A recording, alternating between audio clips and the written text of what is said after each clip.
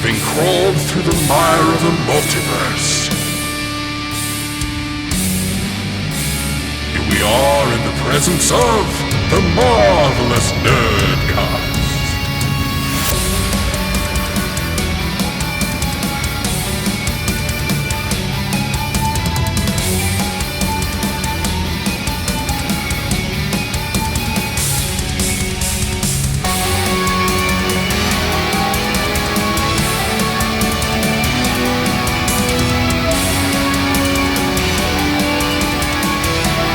Hosts, as always,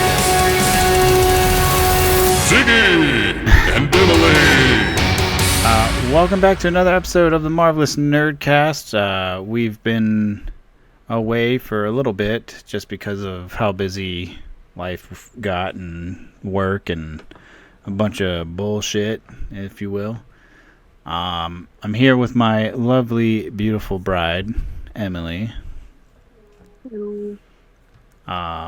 And today's a special day. Did you know that? Did you know today was a special day? Mm-hmm. I did. Today is Layla Sky's first birthday. On the day that we're recording. Yeah. So super stoked for that. Time has flown by. And this morning, the funniest thing happened. I was FaceTiming the folks and my sister, and they had asked, they're like, hey, is she walking yet? And I was like, I don't know. Why don't you check this out? And we knew, like, she's been taking a couple steps because we've been working with her. Mm. And then I turned the FaceTime call around so they could see her on the ground. Because we set up like a playroom area in our living room for her now. And she just straight up gets up and just starts walking out of nowhere. So. Yep. That happened on her birthday. Pretty crazy that she started walking on her first birthday. So that was pretty cool to witness. Mind you, because of the film industry, I did not get to witness that moment for Bailey. I got to witness it through a video clip Emily sent me. Yeah, I was actually in Halo for that. Yeah. So that was pretty cool. I missed a lot of firsts for Bailey because of film. So the strike has been a good thing. The strike, I've been telling people that. The only good thing that came out of the strike is that I get to spend more time with you guys. No, babe. It's the only good thing. The only other good thing is I get to abuse Mike every night while we game.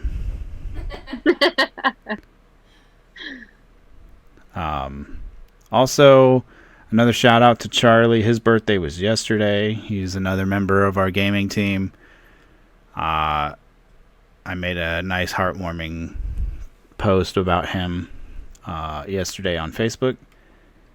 Oh, babe. And like legit, if it wasn't for him and DK, you could probably say if it wasn't for them, I'd probably have gone insane. Yeah, I mean, we're just your family. No big deal. No, I'm serious. I know. I'm kidding. You still didn't answer the question. What? What's the question? The question is if it wasn't for them, I would have gone insane, right? You didn't ask it like a question. Yes, I did. No, you didn't. You were like, you could say. Would you answer the damn question? Yes. Okay. That was a lovely answer that you gave there. Thank you for your insight and in-depth answer. Well, I mean, I just, you're down here with them more than you're with us most of the time, so. So sure, yes. I mean, you don't gotta put it that way. He's over here. I don't think you can see him the way he's got it set up, but he's over my shoulder, so I can kind of see him. Anywho, so today we are going to cover the AHSOKA season finale, and then we're gonna break it off and break right into our episode for Loki, because that premiered last night, and it was insane. So here we are, AHSOKA season finale. Babe, what did you think? Well, I have lots of thoughts. Okay. But first of all, what is your overall rating for this season? Overall. Overall for the season.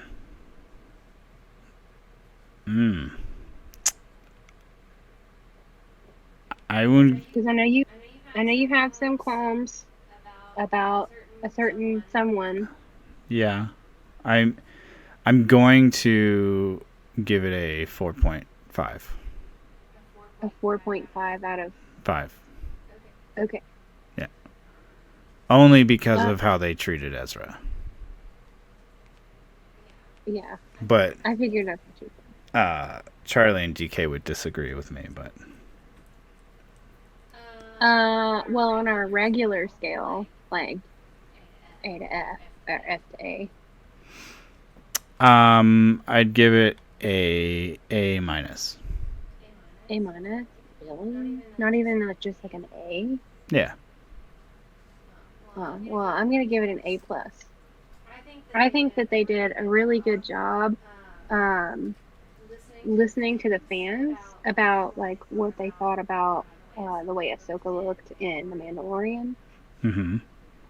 And they modified it enough to where like there were a couple of scenes where I legit stopped it and I was like, oh my gosh, she looks so good. It was like specifically where she was flying with Hugh Yang. Yeah, we brought it up a lot while we were watching that her overall look has gotten way better than the first time that we saw her in Mando. And it's night and day on how it looks, because like what are her talons called? Her Leku? Are you talking about? Yeah. What is that called? I'm pretty sure it's Leku. But I know that Leku are the things that come, like the tentacle type things that come off of Twi'leks. So I don't know if it's called the same thing for her species. But I could look it up if you want. Well, anyways, I was just gonna say that, like, because you could tell that was made out of like some sort of latex material, because you could see it cracking. Oh yeah. In the creases, well, when we first saw her, but it was way smoother, made way better with, I guess, better material. I don't know, but it just looked awesome. Okay, so yeah, the head tails, this part are Leku, and the horns on top are called Montrals. Leku and Montrals? Mm-hmm. Interesting. Also, before we move on the video side of things, I've improved the pod a little bit, and you won't be able to hear it on your side, but I can. But you'll hear it in the playback. But we've added some more effects. As you can see, we're flying through space and time. I thought that was fitting for how we have this multiverse and several different franchises. And we also have this nice, sick transition. So, welcome again to the Marvelous Nerdcast. This is where we are. We're going to keep evolving and getting better. Yes. So carry on. I forgot to mention that, and I didn't want to forget. Okay, so did I or did I not totally call the father, daughter, and son? 100%. You brought it up 2 episodes before. Yes. I was like, I know what Balin is going to find. And I had forgotten until recently. I was like watching some clips of some episodes of Clone Wars. They're on the planet that Ahsoka and Sabine are on right now is different from the one that Anakin visited. But I'm wondering if that's like a portal to the world where the ones live. I don't know. So there's a lot of theories so we see at the end of the episode that there are statues of the father and the son, and the daughter's head is missing. Uh-huh. And that's likely because the daughter gave up her life force for Ahsoka in the Clone Wars. Right. We also see the Morai, or the owl, that follows Ahsoka throughout Rebels. And she apparently holds the power of, or spirit of, the sister, right? The Morai, yeah. So a lot of people think that Ahsoka holds the power of the sister now, or the daughter. But I think that some of that power is now in the Morai, or it's just her presence is in the Morai, and maybe the Morai works with Ahsoka. I'm not 100% sure, but what I do know is that Anakin is supposed to take the place of the father. He was the chosen one. Yeah, they had a whole the whole episode. Well, not even a whole episode. I think it was 2 or 3 episodes, right? Yeah. Specifically about Anakin finding this place, and the father explaining to him you have to bring balance to the Force. This is your job. I'm dying. You've got to do this. Right. But a lot of people think that Dave Filoni is trying to bring one of the Star Wars legends, the written material. Abeloth she was a servant to the father, daughter, and son, and she knew she wouldn't be able to live forever, but she served them, and she fell in love with them. Obviously, they were her family, and then she eventually became the mother, but knew she wouldn't live forever ever, so she drank something from the dark side and washed in something from the light side. That's a very condensed version. And anyways, it made her essentially, it made her immortal like them, but it also made her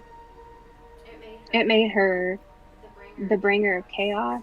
So she's essentially just insane, and she's been locked away. Which, Charlie and DK brought this up the other day. I guess it was yesterday, but they were saying that she would, if we think that Grand Admiral Thrawn is a big baddie, the baddest of bad that we've seen, that character, Avalon is her name, right? Abeloth. Is one motherfucker to not mess with. Yeah, she's the most powerful Force wielder ever. Because it was explained in a video what that character does, and apparently she has Force telekinesis, but can literally do it across the galaxy. So she could pinpoint you where you're at and basically take over your mind. Right. What? Yeah, so essentially they think that she's been calling. A lot of people are saying that she's been calling the Balin. I feel like that's not where it's going. I kind of feel like Balin's goal is to meet with the father and son Mm-hmm. and potentially destroy it all if he can, because we already know that the father is dying. Right. Like, he said that, but obviously he's still alive because his statue was there and the daughter's was not, right? Mm-hmm. So, in my mind, Balin's goal, when he said it at the beginning of the season, the whole season, he was talking about how he wanted to go, like, back, like, before everything. He wants to, like, take it all away, essentially. Mm. So that there's not light or dark. He wants it to just be over. Because otherwise it's going to be back and forth forever. So yeah, that's my thoughts. I think that she. So I don't think it's her. But there have been some very good arguments made that potentially she is being like held on that planet. And Mm-hmm. I saw one yesterday, like really late last night. I saw on a TikTok. Somebody had the theory that Abeloth is imprisoned on Peridia, which is the planet that Sabine and Ahsoka are now stuck on. Mm-hmm. And she is the source of the Night Sisters' power. Which would be crazy. And like they left Peridia, most of the Night Sisters left Peridia because they were afraid of her, maybe, and they went to Dothamir. And so then all of them died off and they didn't come back for the rest of them. So the Dothmiri that are still in Peridia, the witches are all leaving because they're like, she's too much. This is bad. Like, this is a bad place to be. Even them. Now, You know, they're... it's rumored that we might get Cal Kestis next season. That would be cool. If that happens, then we could possibly get Night Sister Marin, who has abilities that blew my fucking mind in the game for Jedi Survivor.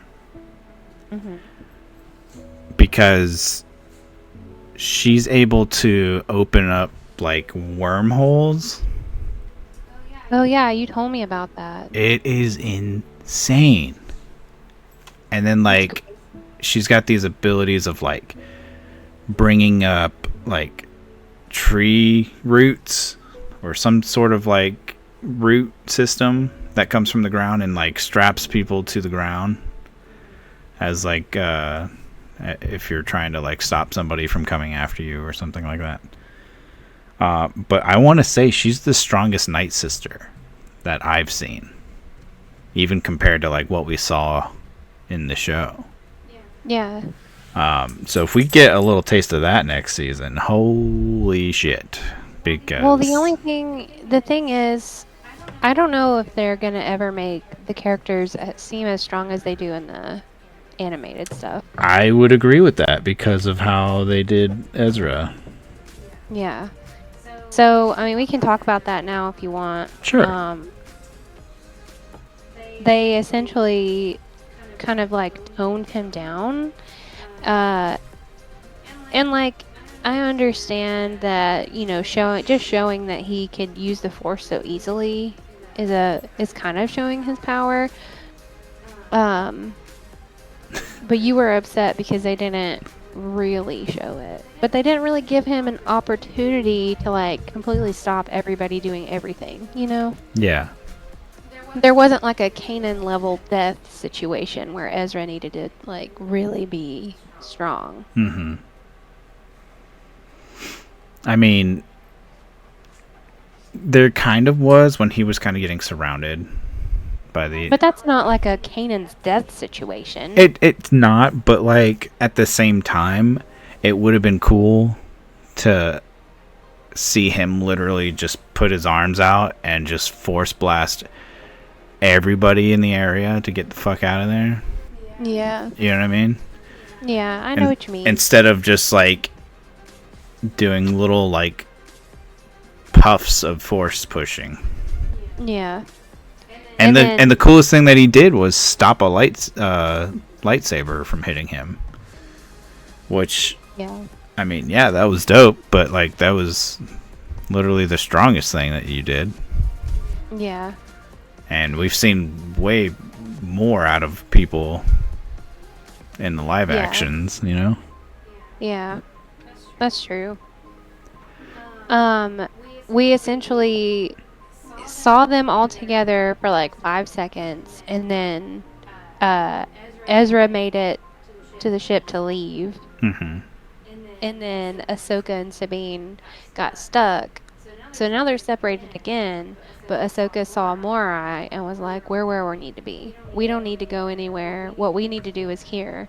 So my thoughts are that Ezra is going to be training Jason, because he's now with Hera and Jason, which is Kanan's son. Mm-hmm. So it's like full circle moment. So I really think that he's going to train Jason. And then Ahsoka and Sabine are going to essentially help Anakin become the father, because we see Anakin's Force Ghost at the end, which is kind of reminiscent of Obi-Wan. Right.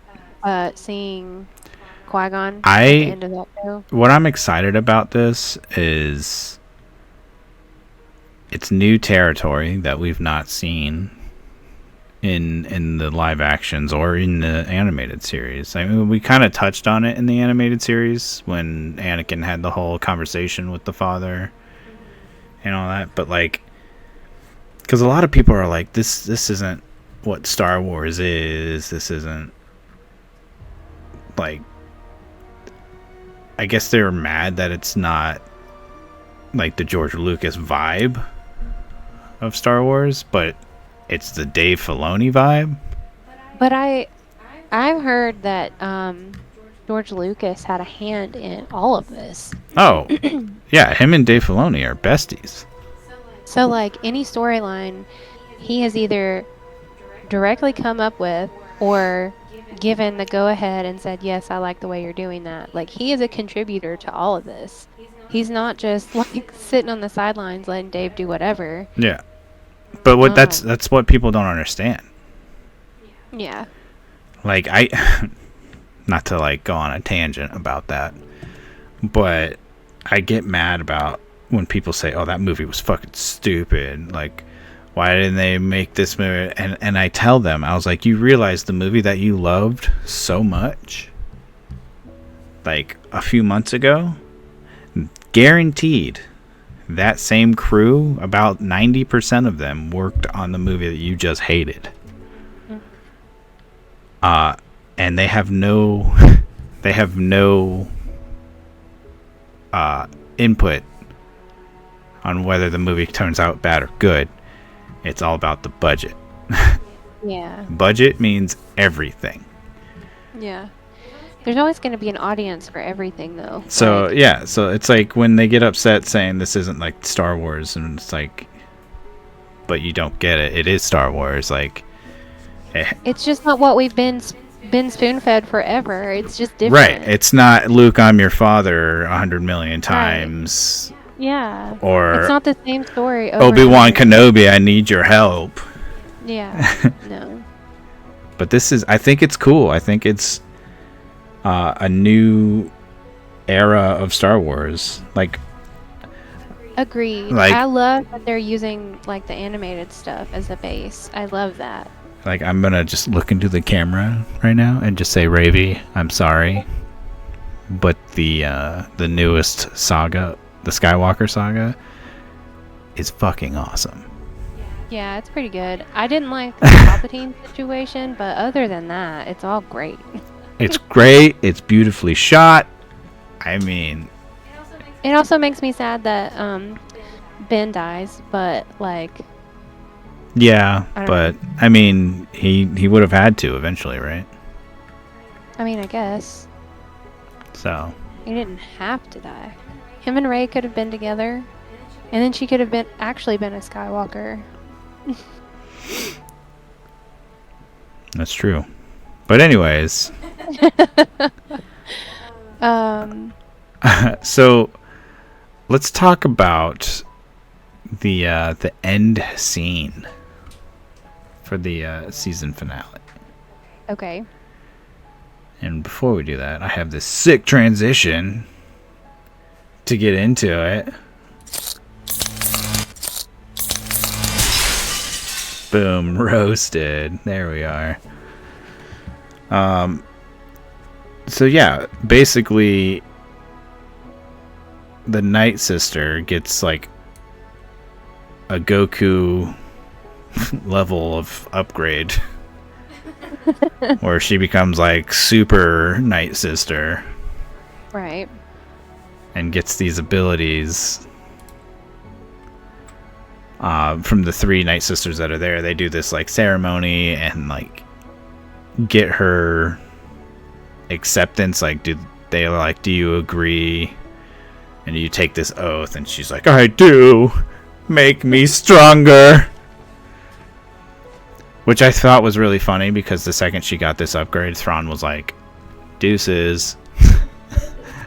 You know? He was just like, I know you just got these, but you're probably going to be left to die, so I'll see you later. Sorry about ya. But she accepted it. She knew what she was getting into. Yeah, I mean, but... And she was like, for Dothmere. Oh, yeah, because he said, for the Empire, and then he walked away, and she's like, for Dothmere. Yeah. She's crazy bitch. But that sword was so cool, though. Yeah, which kind of makes me believe the whole thing about Abeloth being the main bad baddie. Because, like, all of her power, like, all of the power for the witches would come from her. But I don't want that to be the case. I mean, I guess they could do both. Like, Anakin could still become the father. Maybe Abeloth kills the father, and then Anakin has to take his place. You know what I mean? Yeah. But I really want it to be. I really want Anakin to take his proper place, like where he's supposed to be, and the whole purpose. I want him to fulfill his purpose finally. You know? Yeah. Why is that doing that? Anyway. What? Doing what? No, it's just the edges of things are protruding. I mean, I moved my camera around. I don't know if that makes sense. No. It's not. No. It's what I got going on. But keep going. So, the other thing from the end was that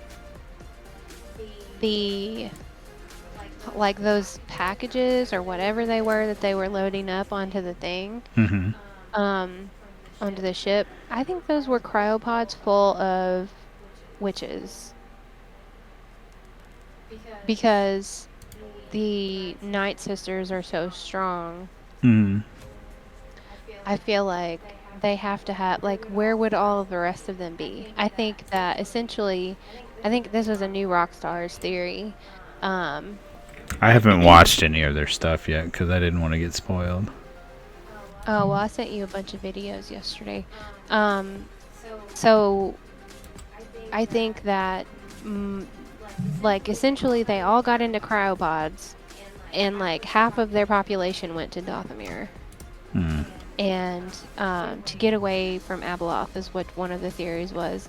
But the rest of them got into cryopods, and then they said that they told Morgan that she heard their dreams. So maybe she heard their dreams from their, like, does that make sense? Like, they were in cryopods, and they were, like, calling to her to fulfill this whole thing, and Thrawn got there and then woke up the 3 main sisters. If that makes any sense. Yeah, it makes sense. And so now they're going to take them all and go to Dathomir. Okay. I mean, And then we got zombies. that's gonna be that's like that is Marin, Night Sister Marin level shit right there. Like that's what she can do. Like she is so fucking strong. Yeah. So that's kind of the shit that I want to see. Like I want more of. Like leading into the game, mixing in with everything. Yes, because what happens in that game? Spoiler alert. By the way, is the coolest shit in Star Wars lore that I've witnessed or seen. Because you get this key. Oh, it was because I thought that's where this show was going because of them getting the star chart and the key to get to this place. Mm-hmm. But the planet that Cal Kestis was going to in the game was a new planet that was undiscovered. Mm-hmm. And that they could get there. It had everything, all the resources that they could live off of to survive. And they were basically taking this wormhole to this planet to get to basically say the Empire will never find us so that we could grow our armies, we could grow our families here. Yeah. And when they're set to be like, you know, they have everything the way they want, they can come back and destroy the Empire. That was the plan. Mm-hmm. And I thought that's where this was going because I thought that was the coolest shit ever. And Cal Kestis had to use the Force to make his ship go faster in warp speed, which was fucking crazy. So kind of like the whale hyperdrive thing. Yeah, but like he had to use it at a certain point. Mm-hmm. Like because his master had been killed by Darth Vader. And so like he was focusing, and I have a moment of it on our YouTube page on the gaming channel. I'll have to find it and insert it into this, but he closes his eyes, he's focusing, and the camera slowly punches in, and then you hear her voice going now, and then he fucking hits the warp drive, and that was such a sick segment. It was so fucking cool. It's even better when you describe it. You know what? It was way better. Oh my gosh. So you mentioned Cal, the alien thing that was chasing them or whatever, in the game. I don't remember what it was called. Do you remember what it was called in the game? And there was like writing, like all the puzzles that you have to figure out in the game, from that like entity or whatever it is. Do you know what I'm talking about? Yeah, I do. I don't remember the name of it though. So, there was writing from that whole situation on Peridia. Yeah. I sent you those at the beginning of the season. Yes. So there's like, so it ties everything in.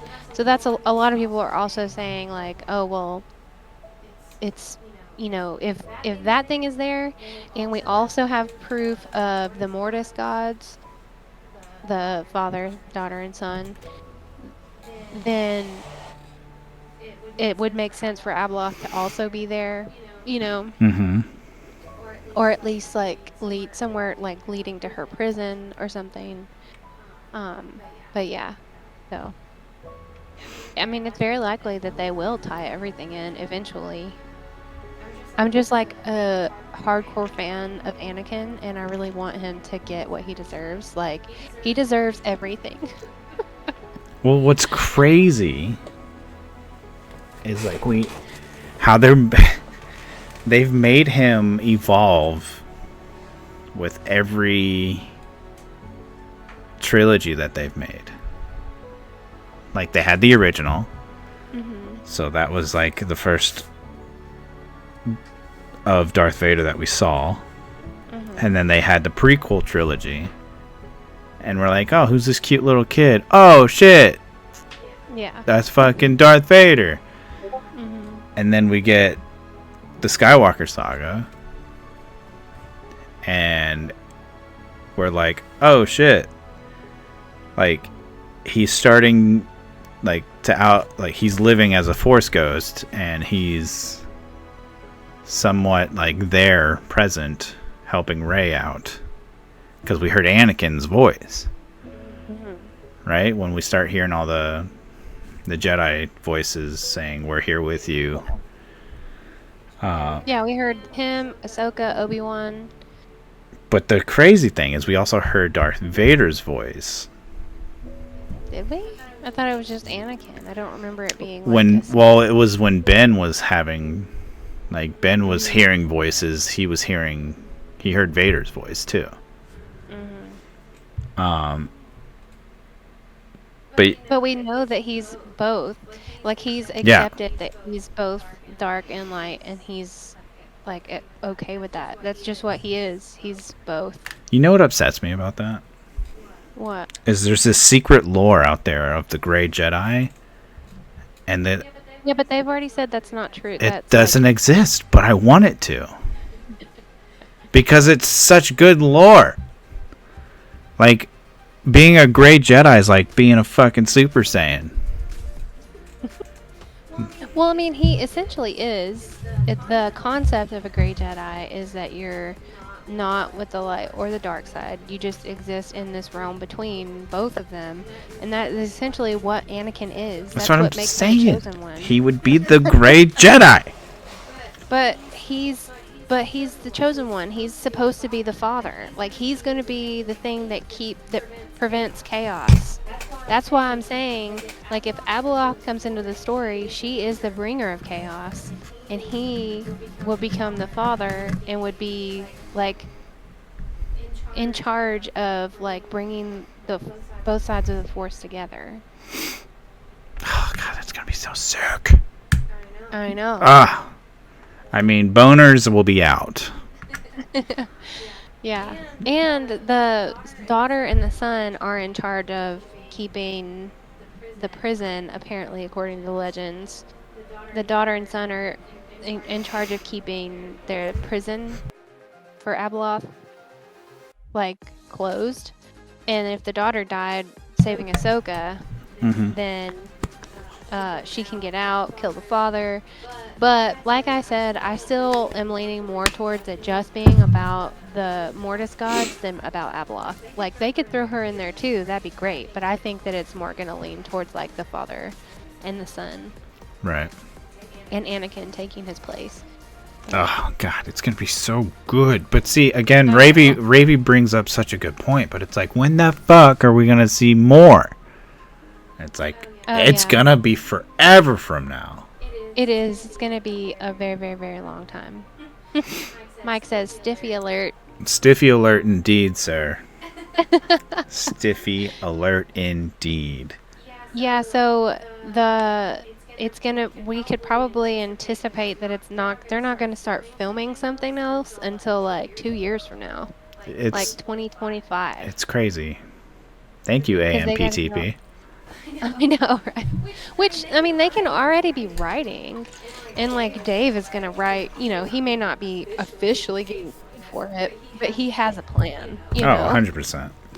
So, like, yeah, I think that they're working on it.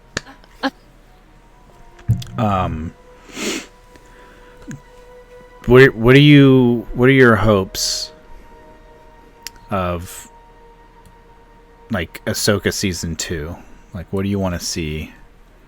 Oh, well, I already told you. I want to see. Well, not like we've heard that, but like, what's like your, like, this must be in season 2? Must be in season 2. I would say Ezra training Jason, Okay. Anakin helping Ahsoka, or Ahsoka helping Anakin, them like meeting with the Mortis gods, and Anakin taking his place. That's what I think has to happen. What I think needs to happen is Mando and Grogu need to show up. Oh my gosh. That's going to probably wait until the movie, which is going to be forever. It's gonna be I'll nuts. probably be old and gray before that happens.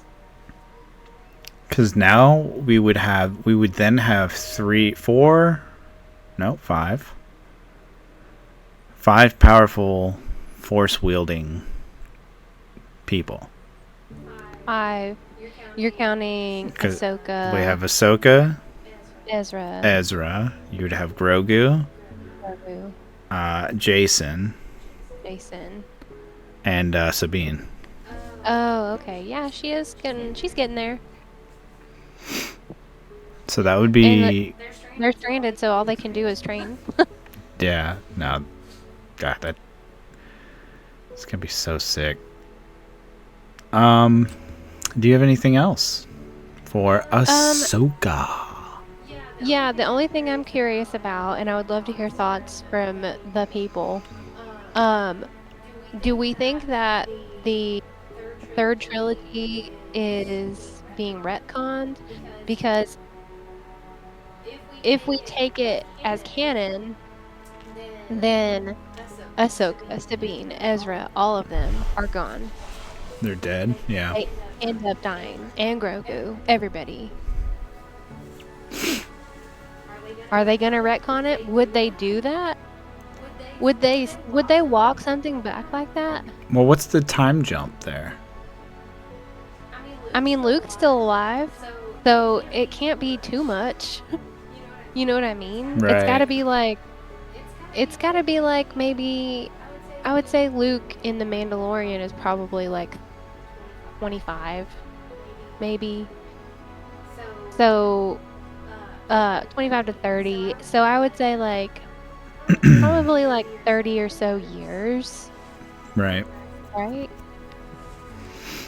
But if they're putting the Mortis gods into the storyline, then like the whole Rey Palpatine thing, all of that doesn't have to happen. Like we could have a good story. Yeah. We could totally retcon it and it will be okay.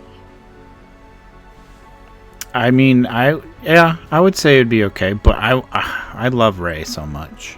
I mean, I do too. They could also pretty much do anything. They have the world between worlds, so they could perhaps they're changing things. Just retcon certain things. Or maybe like what happened with Rey happened, but then things have happened since then in the world between worlds that is changing the timeline. Because they can do that. And so like what happened doesn't have to happen, essentially. I gotcha.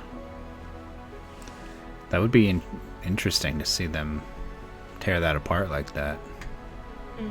It would be I think using the world between worlds to essentially retcon that trilogy would be the best way to do it, because it was a good trilogy, but it doesn't really fit into what Dave is doing now. Right. Like Grogu and Ahsoka and Sabine and Ezra, like they, especially Grogu would still be alive for sure. He would still be like a youngling. God, I want to see an older Grogu so bad. I've said that so many times, but like I want to see it so bad. But I need Dave to come out and say either officially like we're retconning that, or we're gonna mix it up to where, you know, it happened. In the future, it does happen, but now it's not gonna happen anymore because we changed this thing in the past. Do you think we would get to a point to where we see like old Master Ezra Like, Oh, that would be so cool. like we saw like old Ben Kenobi. I mean, did they have it? Didn't they have a thing that was supposed to be set in the future? Like there's a TV show, or was it just the past? I don't remember. I think it was just the past. There was one that was going to be like, uh, the Sith and stuff. I don't know. But I think that was the past. I think it was supposed to be like 2,000 years in the past. But it would be cool to see an old Ezra, and like, they could even still have Rey be part of it. Oh my gosh, an old. You know what I'm saying? An old Rey. That would be cool. Like they could still have her be part of it. Like even if her storyline is different because they changed the past, she could still be part of it. She's still gonna be a Force user, so she can still come into the story. Yeah, I mean, because they've essentially like did the same thing with Anakin. Mm-hmm. They're bringing him back and making him sort of like the good guy. Yeah. Right, but it wouldn't be. Theoretically, it would be kind of the opposite timeline-wise. Like, well, what I meant. In the future in Rey, but we would have to like change her past, so it would change the future. So. Right, but what I meant was, with primarily like keeping the casting of Hayden Christensen, and because the whole thing with Rey was a lot of people hated Daisy Ridley. Yeah. Well, and yeah, so I see what you're saying. Yeah, they could. I think if Dave Filoni got his hands on those characters, he could make it work. Oh, 100%. It would be. Man. And then everybody would love her, Dude, seeing Rey and Ahsoka together would be fucking but fire. At that point, Ahsoka would be super old because they age differently than the humans do, but she would still be like mega old at that point. Like Yoda old? I don't know. I don't think it'd be like. I don't think like that old. No. Well, if she's not that old, she'd be fine because Yoda's a badass. At that point, but Yoda's also like 800 years old though. Yeah, and he's still limber as fuck. I know, but like she's a different species is what I'm saying. Anyways, there's a lot to discuss on that. I think we could go on and on forever, but if anybody has comments, just like let us know. Yeah, where can they send us comments or questions? MarvelousNerdcast@gmail.com. And don't forget to join our Discord. Yes. Right now we have an audience of Uno. And but we do have, I think we jumped up to like 25 members that are here on the Discord. So regardless if people are around or not, they'll see it pop up on their Discord. And then they can watch it later. Correct. So, and I put the links of when the video podcast is completely done. I put links in there so that people can watch it instead of just hear it as well. Gotcha. So yeah, this is our second video pod that we've done. Do we just jump into the next thing now, or? We will, but we gotta sign off and then come back in. If you say so. So, anyways, so that was Ahsoka, and we hope you guys enjoyed it as much as we did. Please leave us a comment or email us again at marvelousnerdcast@gmail.com, and go to the Storytellers of the Apocalypse YouTube page to where the video pod will be at under the podcast tab. And Kevin, we hope you're all right. We haven't gotten any messages from Kevin, so I hope Kevin's all right. I have gotten one. Let me check. I haven't checked in a while. I mean, we can continue and then we'll start with that if you want. Okay. So yeah, we'll see you guys on the next episode where we cover Loki season premiere. See you later. Bye.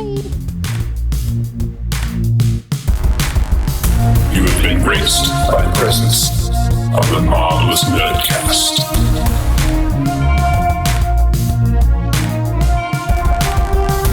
Tune in next time, and don't forget to subscribe.